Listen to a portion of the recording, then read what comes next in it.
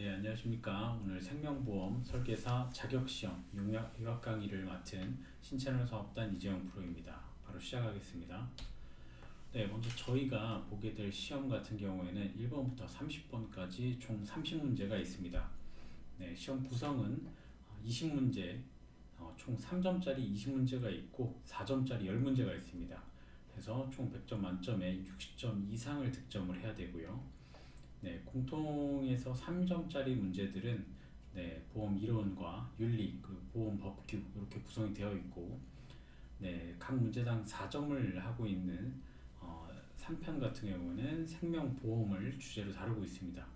오늘 제가 강의해드릴 내용은 요 생명보험과 관련된 내용인데 시험의 등락을 결정지을 정도로 정말 중요한 내용들이 담겨 있기 때문에 오늘 강의 드린 부분들 꼭 암기하셔서 시험 보실 때 고득점 하실 수 있도록 꼭 암기 부탁드립니다. 그래서 제가 찍어드리는 내용들은 항상 나오는 가장 중요한 내용들을 잡고 있고요. 이 문제들 먼저 학습을 하신 후에 문제를 푸시다가 어려움이 있으시거나 아니면 헷갈리는 부분들은 그때 이제 교과서를 보면서 한번 마지막으로 점검하는 그런 순서로 가시는 게 확률적으로 좋을 거라고 생각됩니다. 그럼 바로 시작하겠습니다. 생명보험 관련 법규에 대해서 먼저 알아볼 텐데요.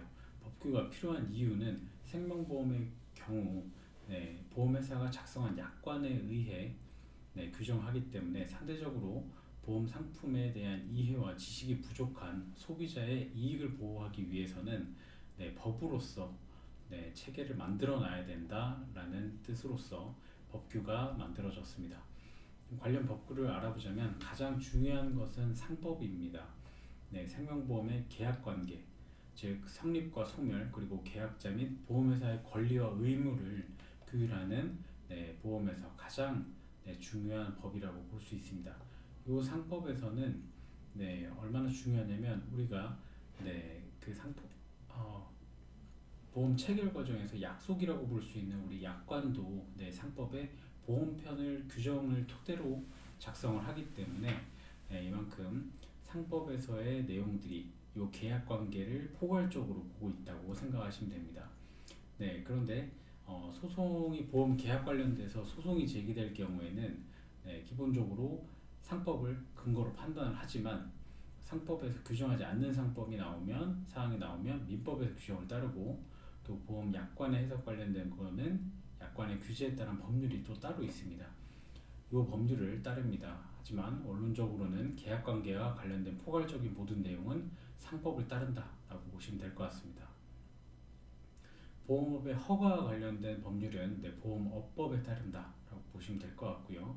예금자보호법은 여러분들께서 아마 익숙한 단어이실 겁니다. 보험회사가 영업 정지나 파산의 이유로 보험금을 지급하지 못할 상황을 계약자를 보호하기 위해서 법으로서 예금자 보호법을 보험도 적용을 한다라고 보시면 될 것 같습니다. 그래서 보기에서 생명보험 관련 생명보험 계약은 예금자 보호법이 적용되지 않는다라고 하면 오답입니다. 적용을 받습니다. 그리고 독점 규제 및 공정거래에 대한 법률에서는 보험회사의 공동행위, 즉 담합과 같은 내용들을 제어하기 위해서 독점 규제와 관련된 법률이 있다라고 보시면 될 것 같습니다. 이 공동행위를, 이 공동을 독점이라고 동의어라고 생각하시면 암기하시기 조금 이해가 빠르실 거라고 생각이 됩니다. 다음은 자본시장과 금융투자업에 대한 법률입니다. 이거는 변액보험과 관련됐다고 볼 수 있는데요. 변액보험이 뭐냐면 생명보험에서 정말 중요한 보험 중에 하나인데 보험료의 일부를 주식이나 채권에 투자를 하고 그 운영 실적에 따라서 투자 이익을 배분한다. 보험이지만 투자의 성격을 갖고 있다라고 보시면 될 것 같습니다. 그러면 이 변액보험과 이 법률에서 투자라는 내용이 나오죠. 금융투자업이라고 나오죠. 그래서 이 투자와 변액을 같은 연관시켜서 암기하시면 될 것 같습니다. 요즘 보험시장에서 가장 중요한 법률이기도 한데요. 금융소비자 보호에 관한 법률입니다. 줄여서 금소법이라고 많이 부릅니다. 업계에서는 금융상품의 판매업자의 영업시 준수사항을 권익을 보호하고 금융분쟁을 규정하는 법률입니다. 그래서 경쟁이 심화되고 있는 이러한 보험업계에서 소비자를 보호하기 위한 그러한 법률이라고 보시면 될 것 같습니다. 다음 장으로 가겠습니다. 네, 생명보험의 정의입니다. 정의는 정말 중요하죠.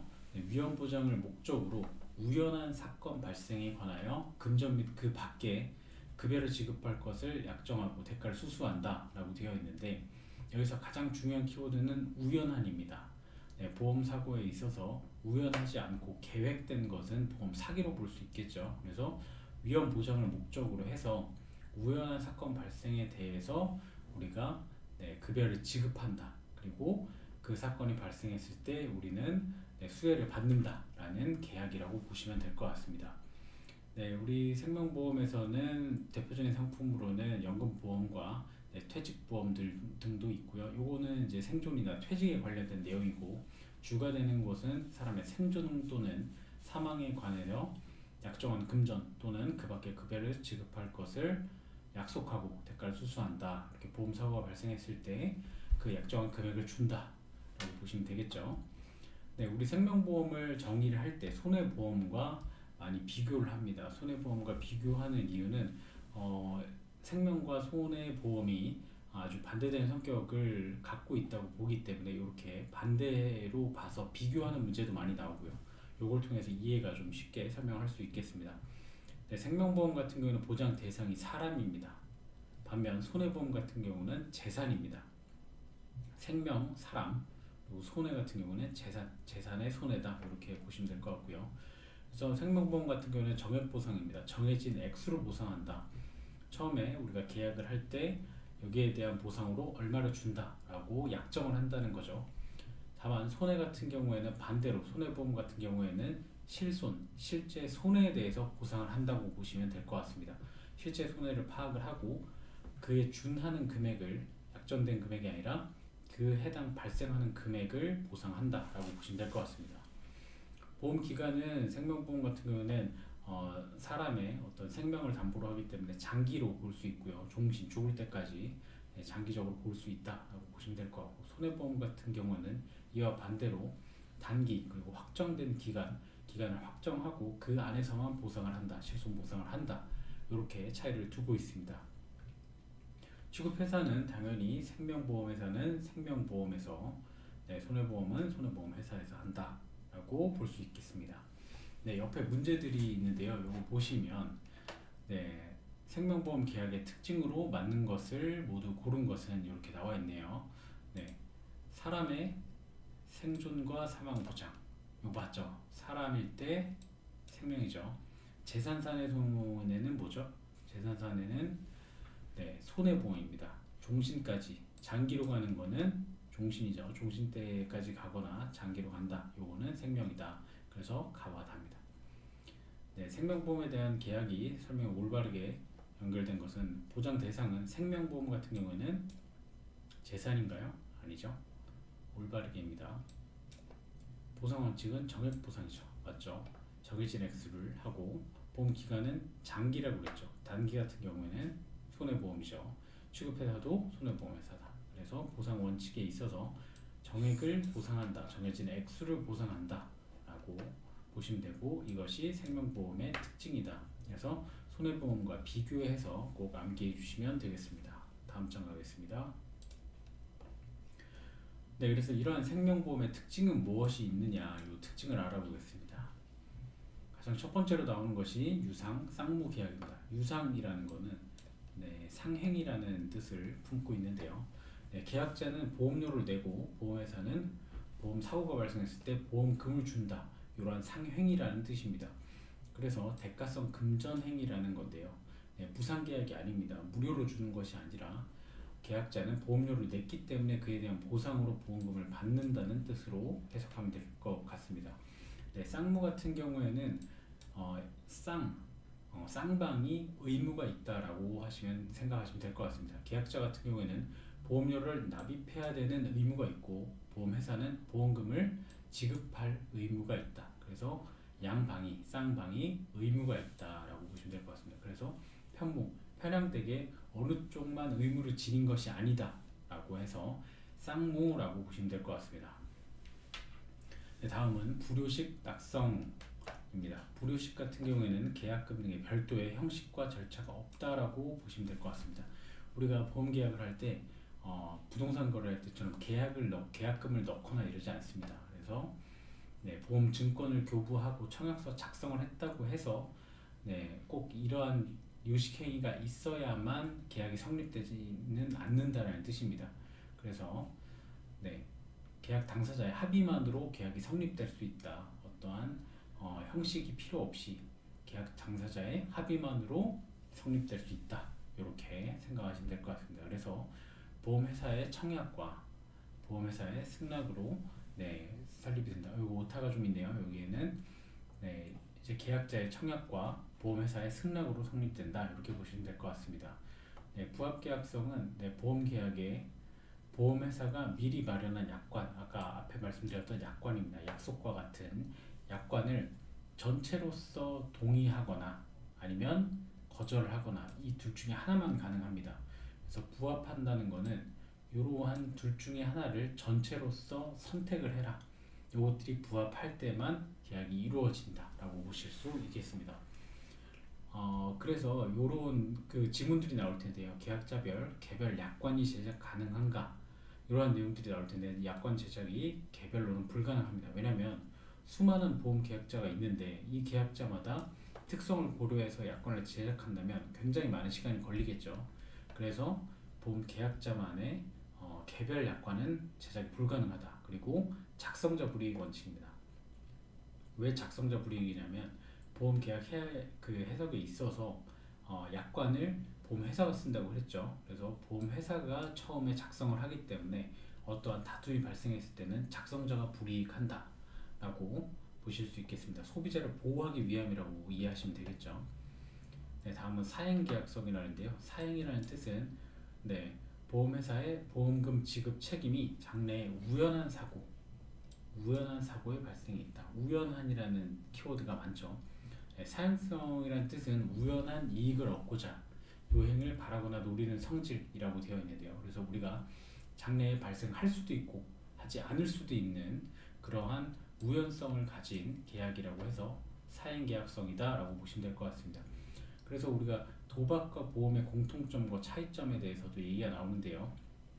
도박 같은 경우에는 우리가 요행을 노리는 사회질서의 범법행위인데 반해서 보험 같은 경우에는 위험을 대비해서 어떤 아프거나 어떤 유고가 발생을 했을 때 경제적인 손실을 막기 위한 소극적인 이익 추구라고 한다면 도박 같은 경우에는 범법행위죠. 적극적으로 그 사행을 하기 위한 적극적인 이익 추구다.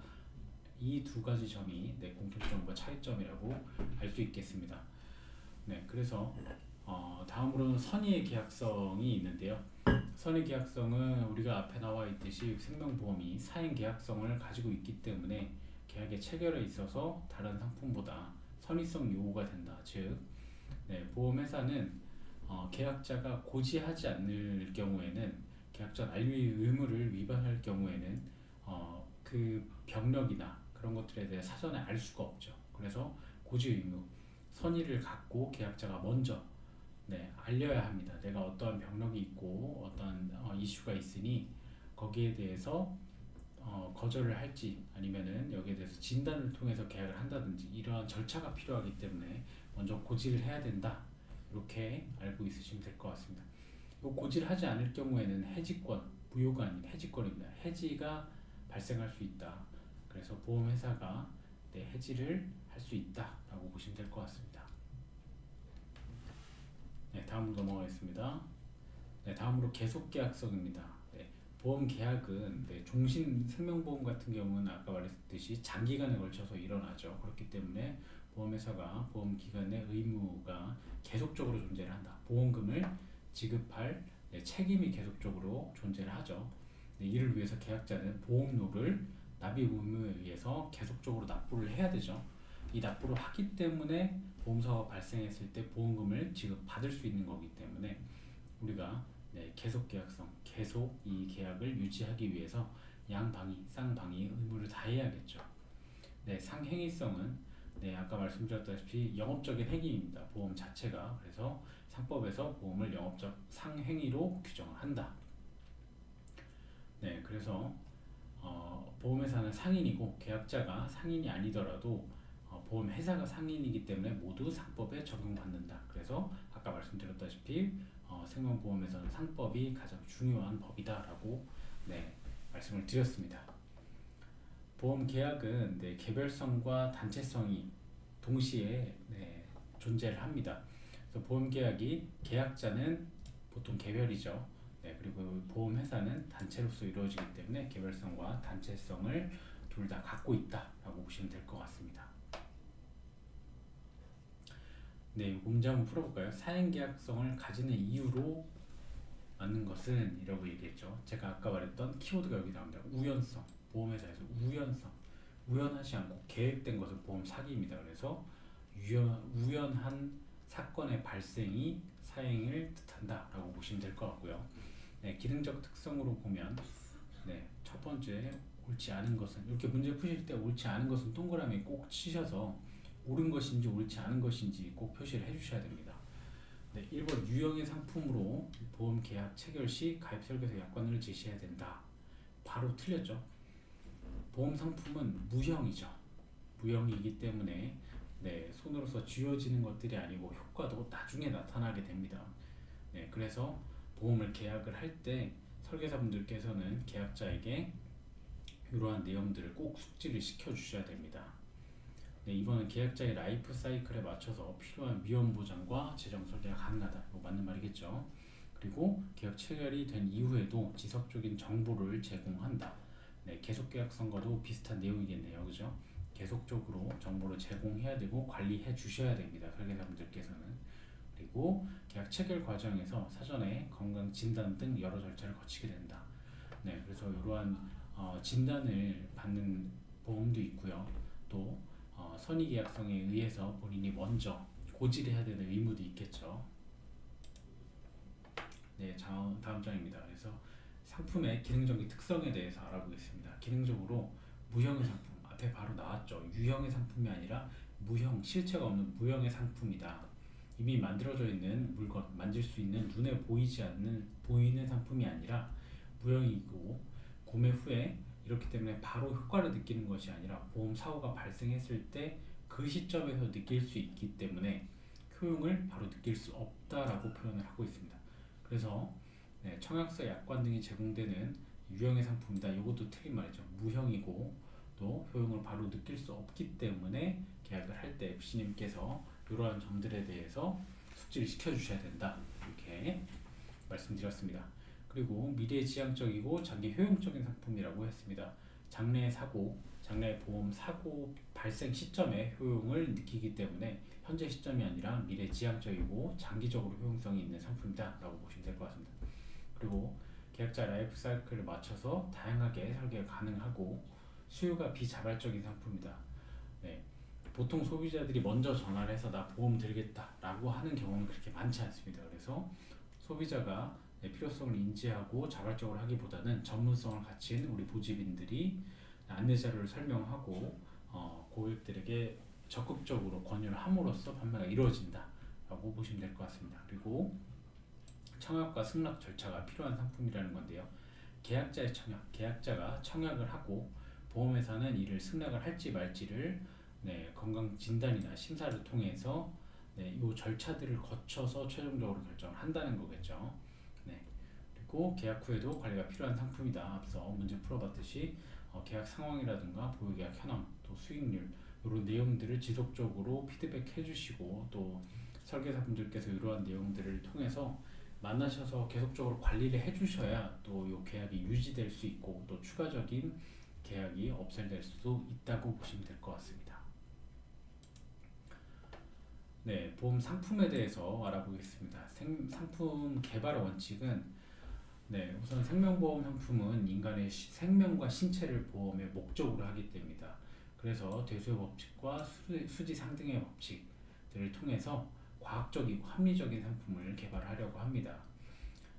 그런데 보험회사에서 보험 상품을 개발하고 판매할 경우에는 기초서류라는 게 필요합니다. 이 기초서류도 굉장히 중요해서 객관식에서 많이 나오는데요. 기초서류에 포함되지 않은 것은 이런 문제가 나오기도 합니다. 기초서류에 포함되는 것은 첫 번째로 약관입니다. 제출 서류에 약관이 들어간다. 그리고 사업 방법서. 네, 보험 상품이 개발되고 판매되기 전에 어떠한 약관인지, 그 약관에 어떤 내용들이 포함이 되어 있는지, 어떤 내용들을 보장하는지가 나와 있는 게 약관이겠죠. 그리고 사업 방법서, 이러한 상품을 어떻게 사업을 영위할 것인지 사업 방법서가 들어가고, 보험료가 얼마인지, 그리고 해약 환급금을 어떠한 방식을 통해서 산출했는지, 이러한 내용들이 있어야 상품을 개발하고 이런 것들이 또 승인이 돼서 실제로 보험이 판매될 수 있다라는 의미입니다. 네, 상품은 주계약과 특약으로 구성이 되어 있습니다. 네, 보통은 이렇게 구성이 되어 있다는 얘기고요. 기본 보장을 계약하는 주계약이 주가 되는 계약입니다. 그래서 기본 보장에 대한 내용이 나와 있고, 그다음에 추가적으로 우리가 특약이라는 것을 통해서 보장을 조금 더 강화할 수도 있고, 여기서 담지 못하는 부분에 대해서 보완하는 역할을 하는 것이 특약이라고 볼 수 있습니다.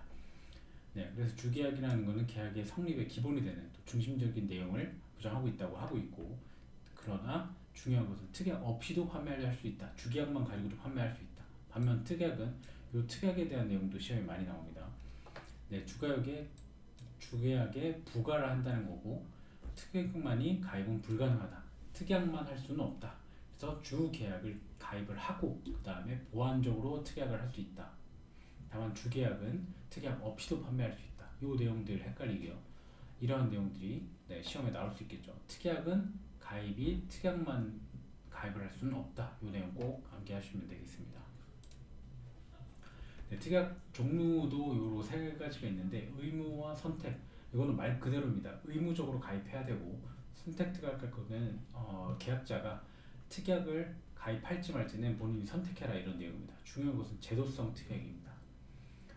보험료 추가 부담 없이, 이거는 가입자의 편의성을 도모하기 위해서 특약을 드는 것을 제도성 특약이라고 합니다. 그래서 이 제도성 특약에 포함되지 않는 것은 이러한 문제가 많이 나오는데요.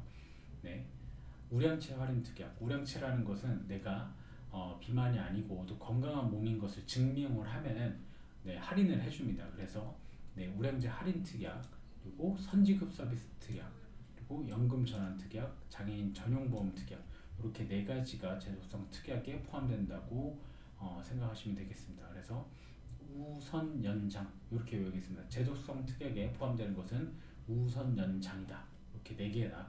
이렇게 암기를 하시면 되겠습니다. 그래서 추가 보험료가 없습니다. 제도성 특약은. 왜죠? 추가 부담 없이 가입자의 편의성을 도모하기 위해서 제도성 특약으로 지원을 해주는 내용이라고 생각하시면 될 것 같습니다. 그래서 중요한 거 우선 연장 꼭 외우셔야 됩니다. 그리고 요 옆에 내용을 보겠습니다. 옆에 내용도 정리된 내용에서 이런 내용 나오죠. 주계약, 가입 목적에 주된 내용을 갖고 있다. 그리고 주계약 자체만으로 보험계약 성립이 가능하다. 다만 특약 같은 경우에는 특약만 가입할 수는 없다. 요거 키워드라고 말씀드렸습니다. 그리고 제도성 특약, 요거는 가입자의 편의성을 도모하기 때문에 보험료 부담이 동반되지 않는다. 보험료를 추가적으로 받지 않는다. 그래서 무료로 할 수 있다는 거죠. 그래서 우선 연장 말씀드렸습니다. 이거 꼭 외우셔야 됩니다. 다음으로 상품을 분류를 한번 해보겠습니다. 보험계약에서 대상에 의한 분류입니다.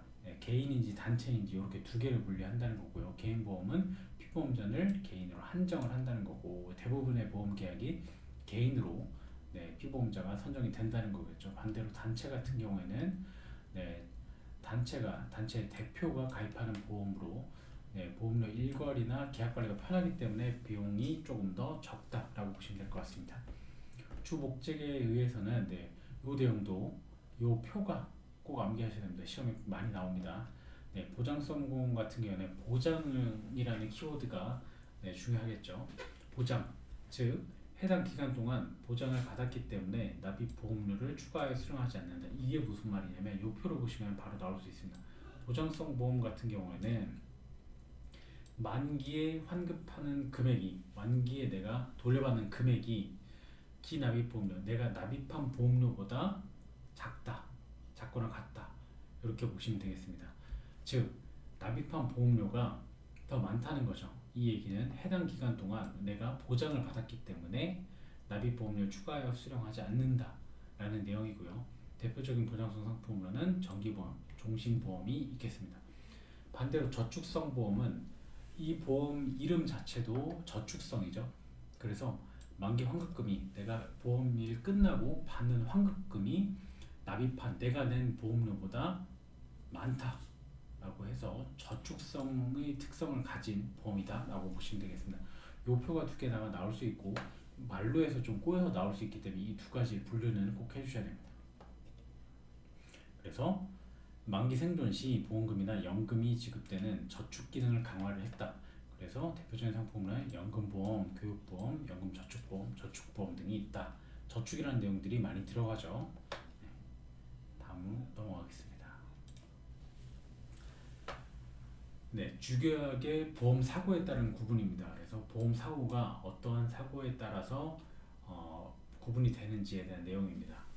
생존보험 같은 경우에는 말 그대로 피보험자가 생존했을 때만 보험금을 지급한다. 그래서 연금보험, 교육보험이 있고 사망보험 같은 경우는 사망 시 보험 기간 중에 사망을 했을 때 보험금을 준다. 이거 종신보험이겠죠. 네, 죽을 때까지 보장이 되나 죽었을 때 사망을 했을 때 보험금을 지급한다. 그래서 종신보험 특징은 피보험자가 어느 때 사망하더라도 평생 보장을 해준다. 이렇게 생각하시면 될 것 같습니다. 생사혼합보험 같은 경우에는 피보험자가 사망 시에 사망보험금을 지급하고 생존 시에 만기보험을 지급한다. 그래서 위에 생존과 사망을 혼합한 내용이라고 보시면 될 것 같습니다. 이거는 그냥 넘어가도 될 것 같고요. 네, 계약자 적립금 운용 방식에 따라서 계정을 분리를 하는데요. 네, 일반 계정과 특별 계정이 있는데 우리가 볼 것은 특별 계정입니다. 특별 계정을 외우고 그 외의 것들은 일반 계정이라고 생각하시면 되겠죠.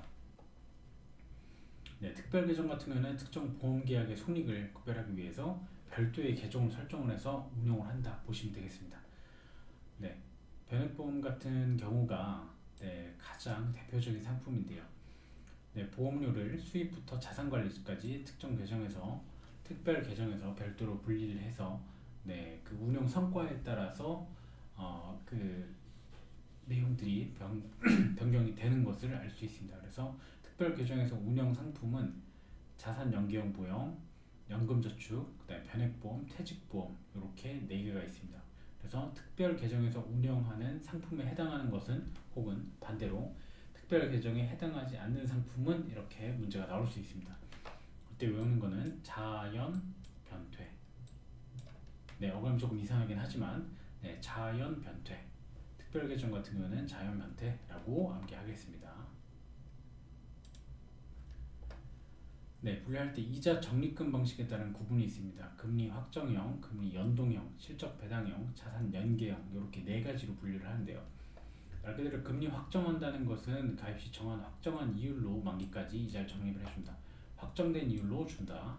연동형, 보험회사가 자산 운용 수익률이나 시장 금리에 따라 기간마다 변동이 된다. 금리에 연동해서 준다. 이렇게 보시면 되겠죠. 실적 배당형 같은 경우에는 변액보험에 해당합니다. 제가 앞에서부터 변액에 대한 내용을 참 많이 얘기를 했는데요. 변액보험 같은 경우는 펀드로 운용을 해서 유가증권 등에 투자를 하고 매일매일 평가합니다. 그리고 여기에 대한 책임은 100% 계약자가 비속을 한다. 그래서 실적 배당 같은 경우는 조금 위험성이 있습니다. 다만 운용을 잘 할 경우에는 또 적립금이 생각보다 많게 될 수 있겠죠. 자산 연계형은 특정 자산을 연계를 하고 요구의 특징은 최저 보증이율이 있습니다. 자산 연계형이 가장 이점을 가지는 것은 최저 보증이율이다. 특정 자산을 연계를 해서 변액보험처럼 유가증권에 투자를 하고 운용을 하지만 이게 조금 더 변액보다는 안정적이다. 왜냐하면 최저 보증을 해주기 때문에 조금 더 안정적이며 또 이점으로 일반 상품보다는 높은 수익을 가져간다. 이렇게 보시면 되겠죠. 그래서 안정성과 어떤 효율성을 두 개를 같이 담고 있는 것이 자산 연계형이다 라고 보시면 될 것 같습니다. 보험금 지급 방식에 대해서는 정액과 실손 두 가지로 나뉘는데 아까 초반에 나왔던 생명보험과 그 손해보험의 차이에서도 이런 게 나왔죠. 생명보험은 보통은 정해진 금액을 주고 네, 손해보험에서는 실제 손해액을 준다. 이렇게 비교를 했습니다. 보험료를 재산정을 할 때 계약을 진행하다가 보험 가입 후에 일정 기간이 경과했을 때 연령에 따라서 위험률을 변경해서 보험료를 재산정을 한다. 실손 같은 경우에 이런 내용들이 많은데 그래서 갱신을 한다. 보통은 비싸지겠죠. 그래서 갱신하는 경우와 비갱신은 반대로 갱신하지 않는다. 처음에 가입했던 그 금액 그대로 진행이 된다. 이렇게 두 가지로 분류할 수 있겠습니다. 해약 환급금과 관련해서 분류를 할 수도 있는데요. 표준형 같은 경우에는 발생하는 해약 환급금을 그대로 지급을 한다. 반대로 저해지 환급형이라는 게 있습니다. 해지를 했을 때 환급하는 비용이 저해지 낮다라고 보시면 되겠습니다. 이 내용은 보험 기간 중 일정 기간 동안 해약 환급금을 적게 주는 것을 조건으로 보험료를 낮게 책정을 한다. 그래서 해지를 했을 때 환급금을 적게 주는 것을 조건으로 해서 보험료를 낮게 측정을 한다. 이렇게 생각하면 될 것 같습니다. 다만 순수 보장형 보험과 연금 보험에만 한해서 개발이 가능하고요. 중도 해지 시에 앞서 말씀드린 것처럼 해약 환급금이 표준보다 낮기 때문에 가입을 할 때, 가입 설명을 할 때 우리 설계사님께서 표준형보다 환급금이 낮을 수 있다는 충분한 설명이 필요하겠습니다. 네, 그러면 생명보험 상품 중에 주요 상품들을 알아보겠습니다. 네, 가장 먼저 나오는 건 종신보험입니다. 종신보험이라는 것은 피보험자가 언제 어떠한 경우로 사망하더라도 우리가 약정된 보험을 정액으로 지급을 한다라는 거죠. 정해진 기간이 아닙니다. 언제 어떠한 경우에서라도 지급이 되고요. 다만 가입일로부터 2년 내에 자살을 하게 되면 지급을 안 하는데 그 외에는 언제 어떠한 경우에도 지급을 한다라고 보시면 될 것 같습니다. 네, 장애인 보험 이거 중요합니다. 장애인 보험이 상당히 많이 나옵니다. 장애인 보험 같은 경우는 일반인과의 차별 금지 원칙이 가장 큰 원칙입니다. 그래서 생략을 하지도 않고요, 강화를 하지도 않고요, 동일한 조건에서 심사를 합니다. 이게 가장 큰 이루어져야 할 가장 큰 조건이고요. 이러한 그 동일하지 않은 심사를 하거나 생략하거나 강화를 하거나 하게 되면 우리가 법적인 규제에 받게 됩니다. 그래서 장애인 차별금지 또 권리 규제 등에 관한 법률에 따라서 3년 이하의 징역 또는 3천만 원의 벌금을 물게 됩니다. 그래서 33 이렇게 외우시면 되겠습니다. 차별을 할 경우에는 3년 이하의 징역 또는 3천만 원의 벌금을 물게 된다. 그러니 동일한 심사 과정을 거쳐라. 이겁니다. 세제 혜택 같은 경우에는 장애인 보장성 같은 경우는 일반성은 12%지만 일반 보장성은 장애인 보장성은 15% 해줍니다. 15%. 그리고 장애인을 수익자로 하는 보험 계약은 연간 4천만 원까지 증여세를 비과세 해주고요. 일반 보험에 비해 보험료가 상대적으로 비싼 게 아니라 저렴합니다. 이것도 문제가 나올 수 있겠죠. 조금 더 저렴하다. 그리고 생명보험협회에서 장애인 보험가입 차별 방지를 위한 신고센터를 운영하고 있습니다. 신고센터는 금융감독원이 아니라 생명보험협회에서 운영을 하고 있다. 이렇게 장애인 보험 꼭 암기하셔야 됩니다. 이 빨간색으로 친 내용들은 무조건 암기를 하셔야 됩니다. 다음으로 유니버셜 보험입니다. 유니버셜 보험 같은 경우에는 가장 큰 특징으로 유연하다라고 보시면 될 것 같습니다. 추가 나입이나 중도 인출을 할 수 있는 다양한 기능을 갖고 있습니다. 그래서 보험 운영을 할 때 조금 더 유연하게끔 활용을 할 수 있다라고 보시면 될 것 같습니다. 그래서 추가 납입과 중도 인출 등을 할 수 있는 기능을 추가했다. 그래서 일반 계정에서 운영도 가능하고 특별 계정에서 변액을 통해서 우리가 운영을 할 수 있다. 이렇게 되면 굉장히 보험 활용성이 높아지겠죠. 다음으로 연금입니다. 연금 같은 경우에는 연금을 개시하기 전과 후로 나뉩니다. 이 두 가지 기간이 이렇게 그림에서처럼 나눠진다고 볼 수 있는데요. 위험 보장 기간, 제1보험 기간에는 우리가 보험을 납입하고 또 개시 전에 보장을 받을 수 있는 기간이고요. 그 다음에 이 기간에는 우리가 연금을 받는 기간이라고 생각하시면 되겠습니다. 다만 연금 보장기간, 연금을 개시하기 전에 사망할 경우에는 계약자 적립액 또는 사망보험금을 지급한 후에 소멸을 한다. 이렇게 보시면 되겠습니다. 그래서 전후 1기간, 2기간으로 나뉜다. 그래서 이 기간 안에 이 기간이 도래하기 전인 1기간에 우리가 사망을 하게 되면 계약자 적립액 또는 사망금을 지급을 한다. 근데 요 또 중요한 내용이 있습니다. 1기간과 2기간이 겹칠 수가 없습니다. 절대 분리되어 있고, 네, 요렇게 보장기간과 지급기간 이렇게 두 개로 나뉜다고 보시면 될 것 같습니다. 연금 지급 방법은 종신연금형, 확정연금형, 상속연금형, 혼합연금형 이렇게 네 가지로 나눠져 있고, 네, 종신연금형이나 종신연금형을 포함한 혼합연금형은 연금 개시 후에 연금을 개시한 후에 해지가 불가하다 보시면 될 것 같습니다. 네, 세제 적격 연금 저축에 대해서 알아보겠습니다. 세제 적격 연금 저축, 이거 좀 말이 어려운데 이게 무슨 내용이냐면, 네, 종합소득세를 신고를 할 때 세액공제 혜택을 주는, 네, 반면 연금을 수령할 때 세금을 내는 것입니다. 그러니까 종합소득세를 우리가 소득세 신고할 때 세액공제를 받을 수 있는 혜택이 있다라고 보시면 될 것 같고, 이 혜택을 받기 위해서는 우리가 몇 가지 조건이 있습니다. 최소 납입 기간을 지켜야 되고요. 이게 5년이고요. 그리고 납입 한도는 1,800만 원 한도 내에서 우리가 납입을 해야 됩니다. 다만 가입 나이에 제한이 없습니다. 제한이 없고, 그다음에 금융기관 간의 이전도 가능합니다. 네. 그래서 납입 기간은 10년이라고 나온 경우 있는데 10년이 아니라 5년이며 납입 한도는 1,800만 원. 그리고 이렇게 조건이 맞춰질 경우에는 소득세법에 의거해서 세액공제를 해준다. 이렇게 보시면 될 것 같습니다. 네, 퇴직연금입니다. 이 퇴직연금도 무조건 출제됩니다. 이거 꼭 아셔야 됩니다.